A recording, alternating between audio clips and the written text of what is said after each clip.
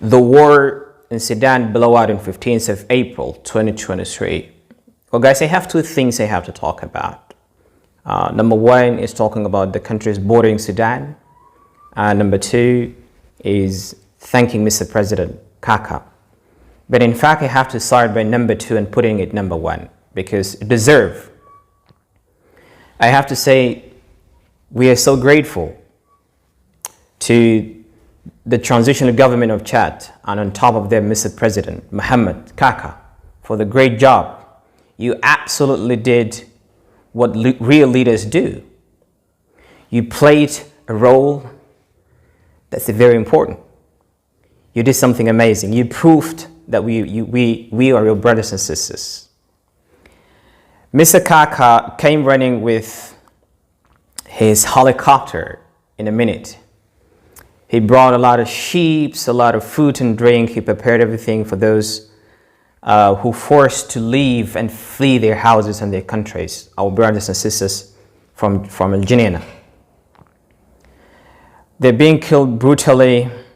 They're forced to leave their houses and their loved ones dying there. Mr. President Mohammed Kaka, the president of Chad, he came running. And let me tell you about the real neighborhood. Don't tell me Egypt. Don't tell me. The real neighboring countries like Chad, there's no visa. There's no dollar you paid to get to cross to go to Chad. There's nothing. No question. You came running from your country. You fled your house. You've been killed and everything. These people embraced us, welcomed us, and prepared food and drinks for the Sudanese who fled their houses from Algeria. And an unforgettable thing, we cannot forget this as Sudanese. Mr. President, you've done something not even the government of Sudan try even to do something similar. You've done something really amazing. We appreciate it. We're very grateful for what you did. So please, as a Sudanese citizen, I just wanted to express myself and say thank you, Mr. President, for what you did. You prove everything outside. And, you know, the role you played is the role of real leaders. And you prove that you are somebody everybody wants to look at him and learn from him. People maybe think this is a very simple thing, but for us in this situation, because the situations of war, you know, revealed everything. So we have Egypt and we have Libya, we have Chad, we have Ethiopia, a lot of countries neighboring and bordering Sudan. But what we saw from Mr. Mohammed Kaka is something amazing. Don't tell me Egypt. I'm sorry, I'm not saying all of them, but most of the Egyptians and Egypt this time failed. For me, in my opinion, Egypt failed. Within this suffering, within this bad and misery situation, they started stopping us and blocking us from crossing unless you have a visa, unless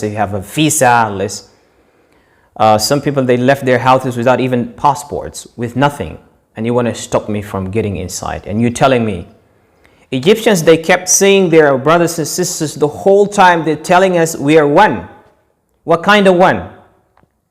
We are one when the situation is all right. We are one when everything is okay. But when the war occurred, we want visas and we are not brothers anymore. We are not one. We divided into two after the war. Unfortunately, Egyptians, you started it nice, and then you turned the page and it was really bad. Everything clear. We remove the mask now and we can see everything clearly. You guys kept telling us Sudan and Egypt are one. Sudan and Egypt is just only one thing. We are brothers and sisters. We are. You're saying a lot of good things.